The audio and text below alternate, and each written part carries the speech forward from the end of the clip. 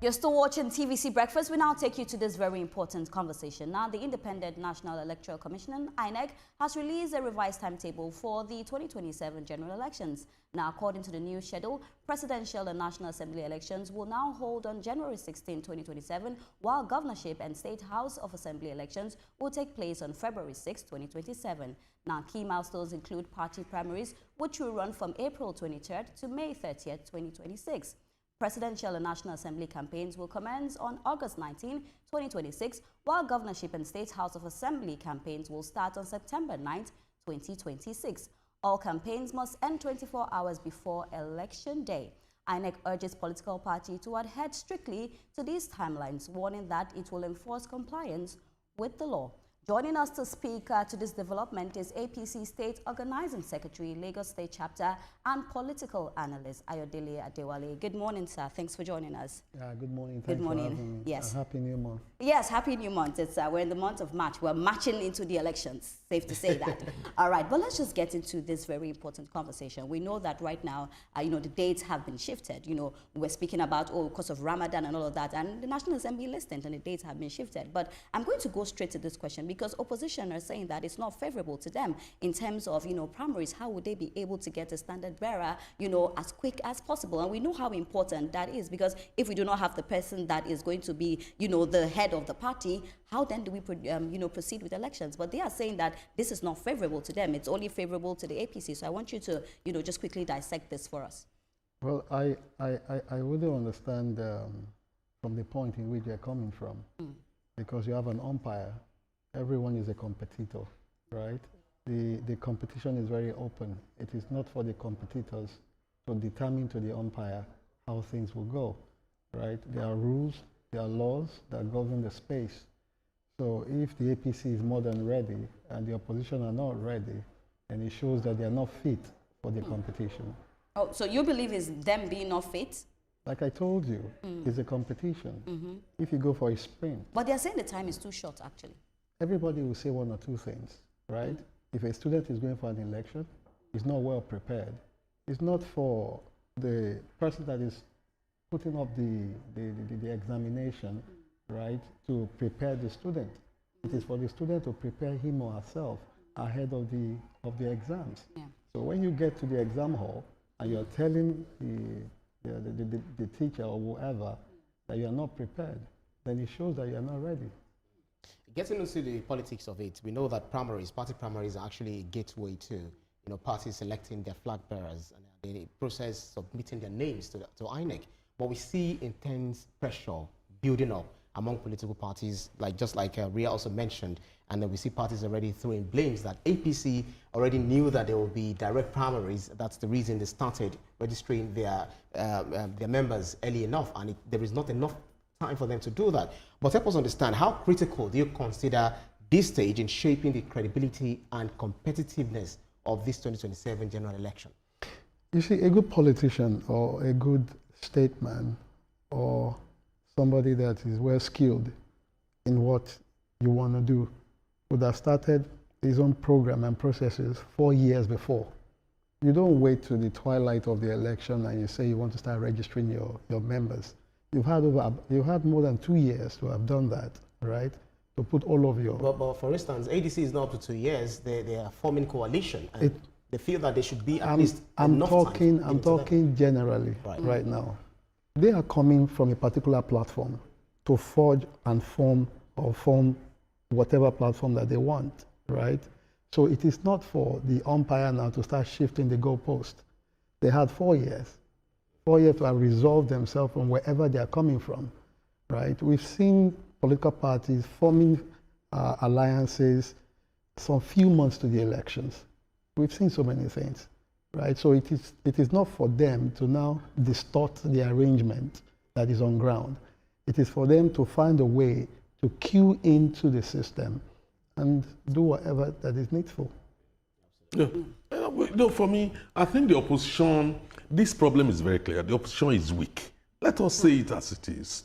Look, I cannot imagine an opposition party or opposition parties, advocating for electronic transmission of results, not thinking about electronic registration of their members. It's just inconceivable.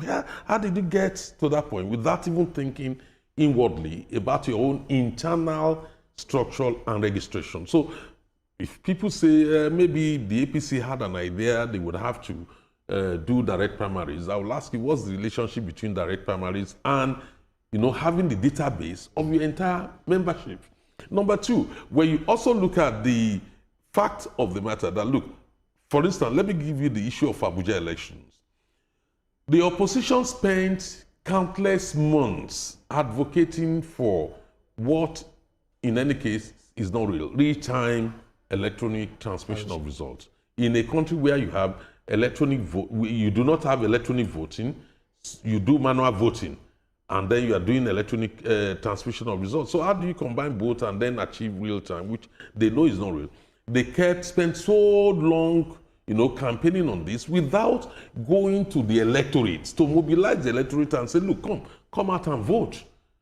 And they failed to do that. At the last minute, about 2 weeks to the election, they now went to Abuja Municipal City. Now, we've seen the result of that. So I think a lot of it is about the opposition not getting their acts together. It's not about whether you have just moved to one party or a new umbrella or another umbrella. You already have an experience. And one of the problems we have is also inconsistent, membership. You cannot be in a party today, you are in Labour today because of one issue or the other. Instead of building that party, you have moved to ABGA. Instead of building ABGA, you again move to PDP just because of one problem or the other.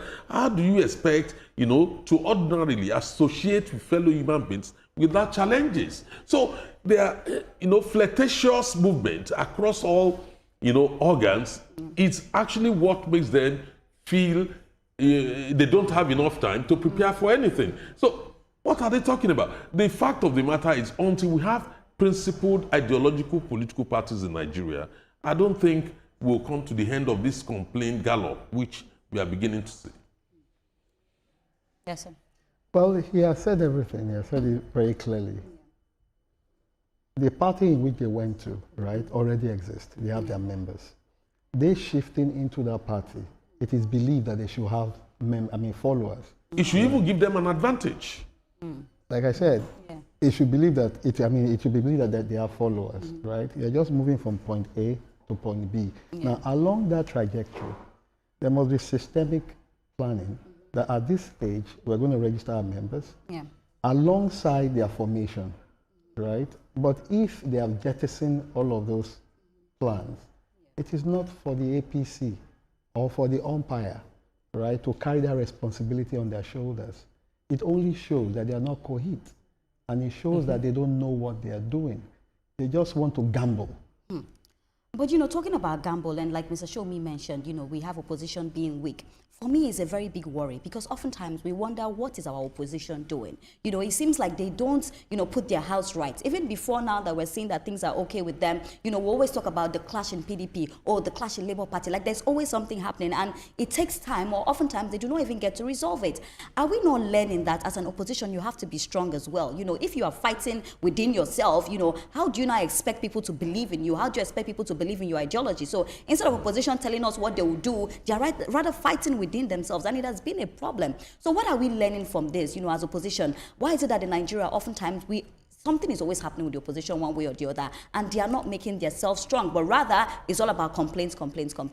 Where did we get it wrong? Well, it has shown the quality of persons that they are, right? So you need not worry. If truly they know what they want to do, and they know what they want to bring forward, they will not have such problems, right? So don't worry about what is happening. The word opposition, right, is a mere phrase. If there's an alternative, right? But in this but the reason why we worry is because Nigeria is not a one-party, state. No, you need not to worry. You need not to worry. The fact that Nigeria is not a one-party state or whatever, it's not the issue here. The issue here is that the supposed opposition do not have what it takes, right, to put forward and carry Nigeria forward.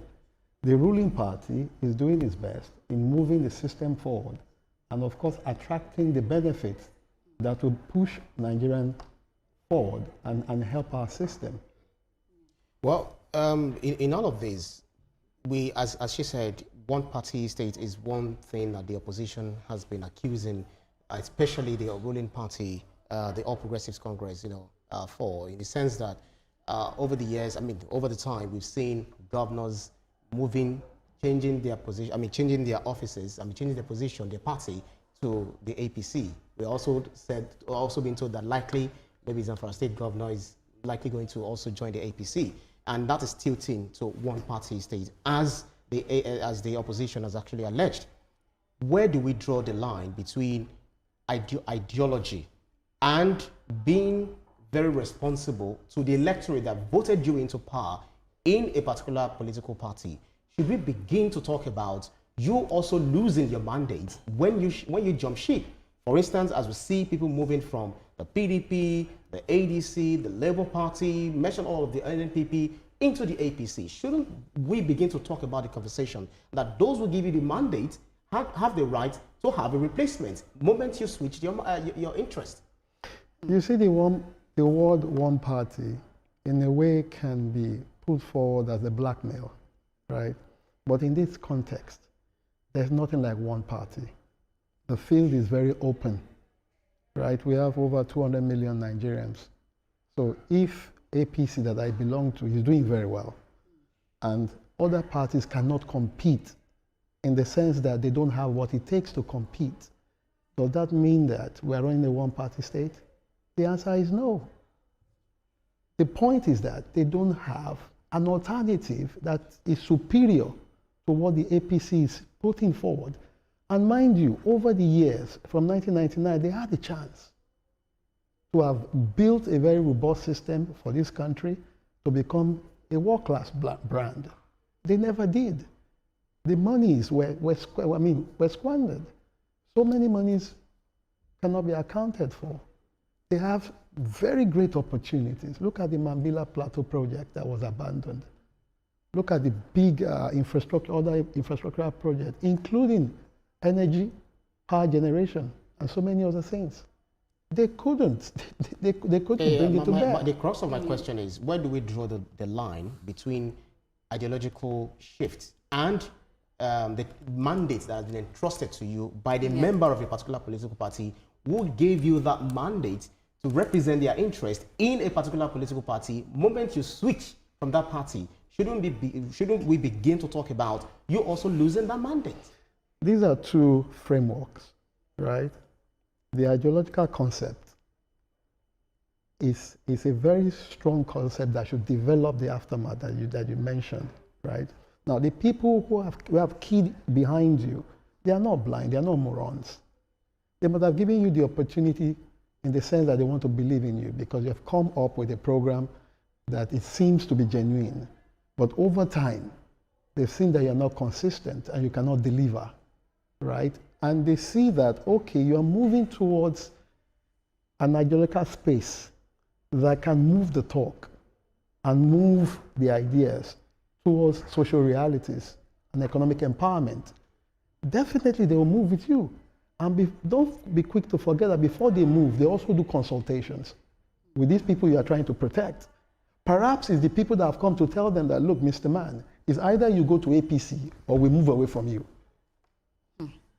So don't think they're just moving because they can pull that crowd. But that's not always the case. We've seen even people within the same government who resigned. You were not there. You were not there in their closed doors. All you've seen is the aftermath that happens within, the public space. Yeah. There are people that determines the movement, right? And those people you have mentioned that are moving are standard bearers. So if we're here in this studio, all right, and we have said we are entrusting him as our standard bearer, and we're saying that the monochrome is not we can decide and say, look, Mr. Standard Bearer, rather than sink the ship, let's move. But when it happens like that, oftentimes one politician doesn't want to go down for another one. Let's not forget, they always want the top. Nobody wants to go down for one. I don't understand. You can make it simplistic. No, but even to leave it at that, I want to come to the fact that let's talk about also the deadlines, the parties that cannot meet the deadlines. And earlier on, remember in the ADC when Peter Obi had said that he's not going to be the vice to anybody. That is what I'm trying to mean here. Oftentimes, all of them want to steer the ship, and that's where there's a problem. But also, let's talk about deadlines as well. Can I give an example to answer your question? Yeah. It was said that in the certain university in the Southwest, one of the top brand university, there was a department. Whenever it's time to graduate and all, they'll call the dean, right, or the HOD of that department, that he should present the graduate. And they'll say, Mr. Vice Chancellor, they have refused to graduate. Professional students. Okay. They've refused. Are you going to hold the institution down? Right? So it means that they've not reached the benchmark for them to pass. So if the opposition have not reached the benchmark that will compete with a ruling party that has what it takes to transform Nigeria to a world-class brand, then they should go back to the drawing board. What about deadlines, you know, because I know that the INEC has put like strict deadlines for parties that are not able to meet the deadline. Look, within the context of that deadline, do you think it was also very, very, very enjoyable for the APC to move around, run around and get its member and try to meet that deadline? We also walk the talk. I'm the organizing secretary of the party, right? And I was the coordinator, or I'm the coordinator of the e-registration. I never slept. Oh, wow. I never, day and night, we were walking, we were moving, planning, you understand, to achieve that milestone. And Lagos came tops. Delta was leading, and within 15 days, Lagos caught up with Delta that had been there for quite some time, right? It was not a tea party. Yeah. And we kept moving until we got to where we are.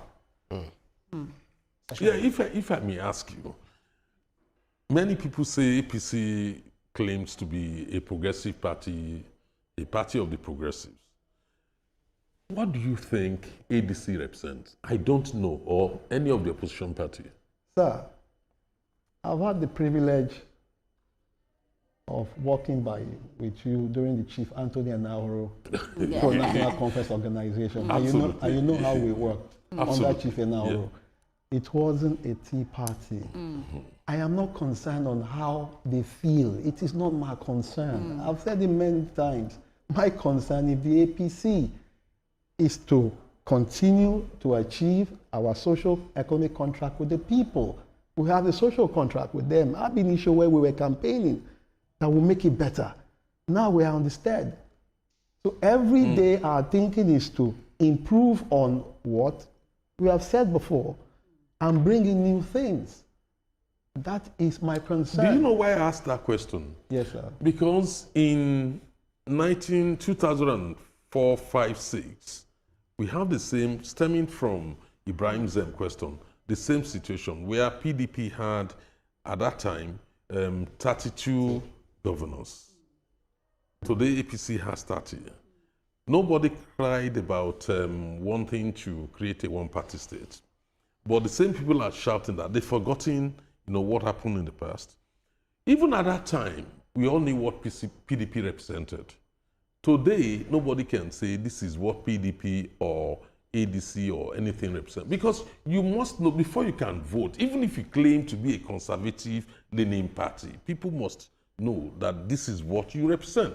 That is the curious aspect of it, because when people say the ruling party is doing this, okay, fine, they may as well be right, but what do you represent?